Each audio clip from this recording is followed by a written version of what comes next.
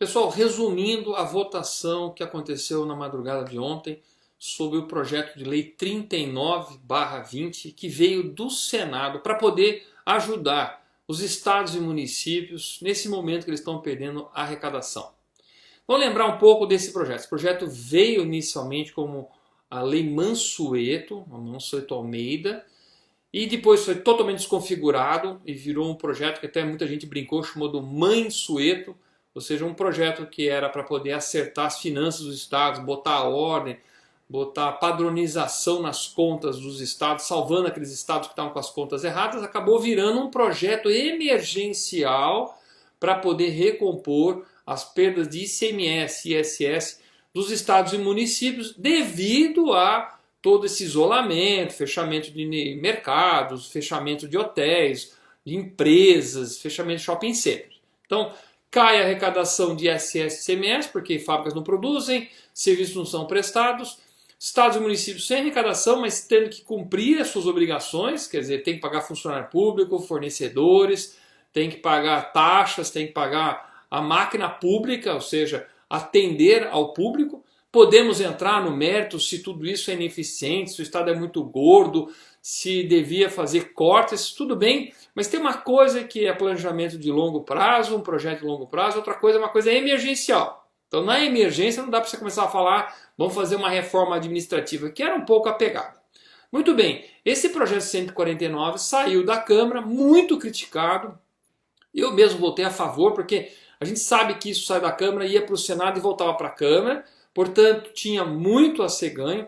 Era importante ter uma contrapartida naquele projeto, que era congelamento dos salários dos servidores públicos por um período de 18 meses. Isso ia ser aprovado no Senado, voltava para a Câmara e a gente fazia uma discussão e aí dava uma ajuda, né, emergencial para estados e municípios para eles poderem rodar a estrutura. Não era uma reforma administrativa, não era um plano Mansueto mais, tá certo?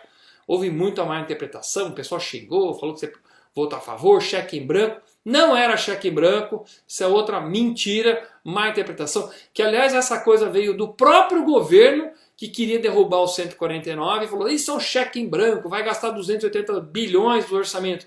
Não é verdade. Aquele projeto 149 até era melhor num aspecto, que ele era uma seguro-receita para aqueles estados que tivessem de fato quedas na arrecadação do ICMS ou cidades que tivessem de fato queda na arrecadação. Vou dar um exemplo típico disso. O estado de Goiás, mesmo que é baseado no agroindústria e indústria farmacêutica, teria uma perda muito menor de arrecadação do que o estado de São Paulo, que o estado de Santa Catarina, que são mais industriais, ou mesmo o Rio de Janeiro, que tem muito serviço, onde teve quedas muito maiores de arrecadação. Ou seja, o estado de Goiás ia talvez precisar de ajuda, mas menor. O estado do Rio de Janeiro precisaria talvez de uma ajuda maior. Outros estados do Nordeste que vivem muito turismo teriam que ter uma ajuda maior. Ou seja, na proposta que estava na Câmara, que é o 149, que era um seguro-receita e que foi para o Senado, ele graduava melhor o que cada estado e município precisava, como de fato o que ele ia perder de arrecadação. E ele tinha travas boas, que era a questão do diferimento de tributos. O que é diferimento de tributos? Ele impedia que governadores ou prefeitos abrissem mão de arrecadação, ou desse algum subsídio, ou falavam assim, não precisa ninguém pagar tributo porque a União vai nos salvar. Estava proibido isso, porque pegava fotografia de 2019, projetava em 2020 e falava, olha, tem que ter a mesma arrecadação. O que perder nessa diferença, a União vai ajudar. Por que era ruim para a União?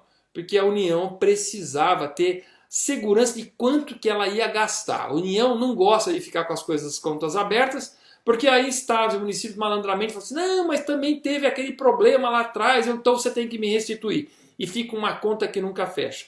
Então, para a União é importante ter um teto. Ó, eu vou gastar no máximo 60 bi, 100 bi, não passa disso. Então a gente até entende a questão da União. Mas o projeto que estava na Câmara, com algumas contrapartidas, que não saiu da Câmara, mas que o Senado podia colocar, como congelamento de salários por 18 meses dos funcionários públicos, resolvia o problema bem. Ajudava emergencialmente. E aí também graduava a ajuda para os estados e municípios conforme de fato a necessidade, de fato caísse a arrecadação. E lembrando, era um projeto de emergência, não é um projeto de reforma administrativa, não era um projeto de longo prazo como é o Plano Mansueto, o qual vai ter que ser recuperado daqui a pouco. Muito bem, feito essas considerações, o projeto foi lá para o Senado engavetou o projeto e apresentou um outro projeto, negociando com o Palácio do Planalto, com o Ministério da Economia, do tipo assim, olha, vamos estabelecer teto. Para nós é importante ter teto, então nós queremos que tenha teto. Ok, o teto vai ser de 60 bi, mais 60 bi numa outra condição, mas principalmente era os 60 bi aqui, tá? Em 4 meses de ajuda aos estados e municípios que tiveram perda de arrecadação. Só que aí o critério para distribuir 60 bi, e aí começou as malandragens da turminha lá. Primeiro, 10 bi era para saúde e 40 bi era para poder recompor literalmente as perdas de arrecadação, para poder gastar com funcionário público, para poder ter a normalidade dentro dos estados. Mas 10 bi era o que nós chamamos de despesas extraordinárias, que os estados estão tendo. Olha a situação dos estados. Além de não ter arrecadação, que tem normalmente se não tivesse pandemia, ainda tem uma despesa extraordinária para poder comprar respirador, hospital de campanha, mais médicos, álcool gel, reagente, tudo para poder combater essa pandemia. Então, os estados, além do que precisavam ter normalmente, precisavam de um extra. Muito bem. O governo federal falou, beleza, nós vamos garantir mais 10 bi desses extras aí, sendo que esses 10 bi aí tinha uma jogada que era o quê? 40% de 7 bi, que é mais ou menos 2,8 bilhões, eles seriam repartidos por um critério muito malandro, muito maroto, de que seria taxa de incidência, ou seja, pega o número de casos do estado e divide pela população. Quer dizer, não é dinheiro diretamente para aqueles estados que estão com mais casos. Não, era número de casos pela população. Conclusão, se o meu estado tem população pequena, o denominador fica pequeno, ou seja, a minha taxa fica maior. Ou seja, no final das contas, para resumir a coisa aqui, estados como Amapá, o Acre, Roraima, iam receber muito mais recursos para combater a pandemia do que o estado do Amazonas, do que o estado de São Paulo, do que o estado de Ceará, do estado do Rio de Janeiro, onde tem os maiores números de doentes, que mais precisa de recursos para poder combater. Essa malandragem o Partido Novo sacou, fez uma emenda, nós apresentamos, justificamos e conseguimos mudar a redação. Então saiu taxa de incidência para incidência, ou seja, onde tem mais doentes é que tem que ir mais recursos. Isso é absolutamente normal e é isso que tem que ser, porque nessa projeto que veio do Senado, além do Estado de São Paulo, que já é o maior contribuinte de recursos para poder ser distribuído para os outros estados que não têm tanta industrialização, que é a questão de você pensar numa federação, e aí no caso o Estado de São Paulo, de fato, 34,4% do PIB é gerado no Estado de São Paulo, mas isso é tudo distribuído para os outros estados, principalmente estados do Norte e Nordeste, que têm menos arrecadação, para poder, via fundo de participação dos estados e dos municípios, poder ajudar eles financeiramente. O Estado de São Paulo nem reclama muito, mas nesse projeto que era para poder recompor a perda de arrecadação e ainda ter mais recursos para a saúde, não dá para começar a fazer uma nova redistribuição, porque aí o Estado de São Paulo sai perdendo demais e é o Estado de São Paulo que mais precisa de recursos, tá certo? E nessa jogada, todos os estados do Sul e do Sudeste saíam perdendo. E quem saía ganhando era principalmente os estados do Norte e alguns do Nordeste. Então a gente mudou isso e aí o dinheiro vai para onde precisa, onde tem mais doentes, onde você precisa ter mais estrutura. Super coerente, tá? Acho que o Maranhão está precisando mais, também recebe mais recursos agora. Havia uma contrapartida no projeto do Senado, que era a contrapartida de congelamento dos salários, tá certo? E aí a matéria foi indo ontem nas votações e passou o congelamento, ou seja, não haveria reajuste de salário dos funcionários públicos, desde que esses funcionários públicos não tivessem diretamente envolvidos no combate. Ou seja, profissionais da saúde, profissionais da segurança pública, eles não estariam com o congelamento. Eles poderiam ter reajustes salariais durante os 8 meses, até 31 de dezembro de 2021. Tá certo? Então isso estava garantido. Aí o que acabou acontecendo? Aí a politicagem rolou solta, meu amigo. Aí é vergonhoso. Né? O pessoal começou a falar, não, mas funcionário público, professor precisa ter reajuste, porque os professores também estão na frente do combate ao coronavírus. Eu não comecei a acreditar. Ah, mas também precisamos botar os garis. Ah, também precisamos botar mais não sei quem. Começaram a botar todo mundo para dentro das exceções, ou seja, aquilo que era para economizar recursos, aquilo que seria a contribuição do funcionário público, que já tem estabilidade, que tem uma condição melhorada, começou a ir por água abaixo. Aí começou a vazar. Aí põe mais esse, põe mais aquele, põe mais fiscal da agricultura lá, põe mais não sei quem. Aí põe não. Aí começou a destruir o projeto. Aí foi uma vergonha. O Partido Novo tentando lutar para que isso não acontecesse. Não é possível que os professores tenham respeito à importante educação no Brasil, mas não é possível que eles sejam tratados como pessoas que estão diretamente em contato com o coronavírus, porque as escolas estão todas fechadas. Todas fechadas. E só vão ser reabertas quando tiver controle sobre isso. Quem precisa disso é enfermeiro, é médico, policial militar que está na rua e está exposto, agentes de segurança, isso eu concordo. Agora, professor passou simplesmente e acabou com a contrapartida. Foi uma vergonha isso. Mas é um corporativismo enorme dessa gente que tem previdência diferenciada, que tem uma condição toda especial. É um corporativismo enorme dos professores. De novo, minha mãe era professora, tenho muitos amigos professores, tenho amigas professores, tenho nada contra a profissão professor. Mas não é possível que eles sejam tratados com esse tipo de regalia que acaba gerando um impacto enorme. Sabe aonde, gente?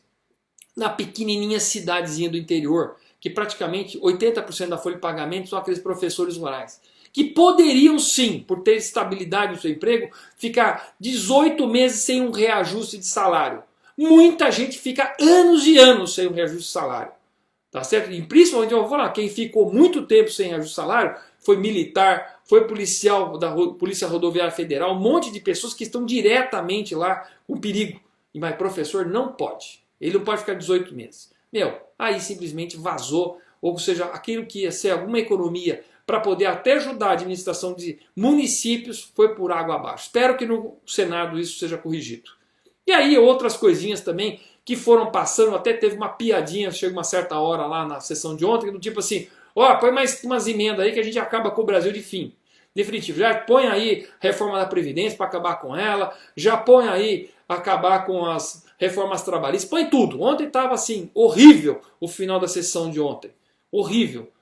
E demagogia, gente, uma demagogia horrorosa. Quem paga essa conta é o cidadão brasileiro. Não existe esse dinheiro público. Dinheiro não dá em árvore. Quem paga essa conta é quem está trabalhando, quem tem ainda tem algum emprego. Porque o funcionário público nem é o grande gerador de riqueza. O grande gerador é a iniciativa privada. Quem está na fábrica, quem está na loja, que agora a fábrica está fechada, a loja está fechada. Simplesmente os caras estão perdendo emprego, desempregados, e os professores não puderam ficar 18 meses sem um reajuste de salário. Ou seja, é cansativo. A luta que a gente tem que ter insana para segurar as coisas lá dentro. Bom, espero que o Senado corrija isso, é o mínimo. E espero também que o Senado não continue com a vergonha que foi aquela taxa de incidência que ia todo o recurso para estados que não precisam e que estavam beneficiando estados com menor número de doentes. Espero que os senadores dos estados do sul do Brasil, sudeste e boa parte do nordeste que estão precisando de recursos, defendam os seus estados e não deixem que essa correção seja feita. O dinheiro tem que ir para onde precisa e não para quem é o articulador da matéria, é o que precisa mais do recurso. Portanto, gente, vamos pressionar agora os senadores para corrigir os erros que foram cometidos ontem e manter os acertos que foram feitos ontem dentro da Câmara dos Deputados. Ou seja, manter a emenda que o Partido Novo apresentou, onde os recursos têm que ir para onde tem mais doente e não para a taxa de incidência que aí privilegia estados com população pequena, com poucos casos, mas que dão uma taxa grande. Ou seja, vai dinheiro para Amapá, Acre, Roraima e não para São Paulo, não para o Rio de Janeiro, não para Amazonas e não para o Ceará. Ok? Essa é a primeira coisa que tem que ser mantida e tem que pressionar. Os senadores desses estados têm que defender os seus estados. E o segundo, nós temos que voltar ao texto original. Professores, garis não estão diretamente em contato com pessoas contaminadas. Elas não têm que ter esse benefício de não ter o congelamento. Elas podem ficar por 18 meses sem reajuste de salário. Isso vai ajudar muito, principalmente os pequenos municípios, que têm praticamente 80% da sua folha de pagamento nos professores. Isso não está correto.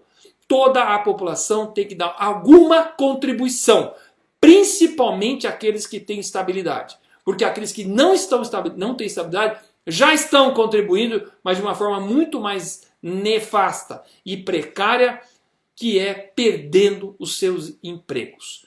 Estamos todos dentro do mesmo barco. Não tem essa de o lado do barco do setor privado está afundando e o público aqui está garantido. A hora que acabar o privado, o público vai junto, reclamando do privado que não está ganhando o seu recurso. Agora é hora de pressionar os senadores. Muito obrigado.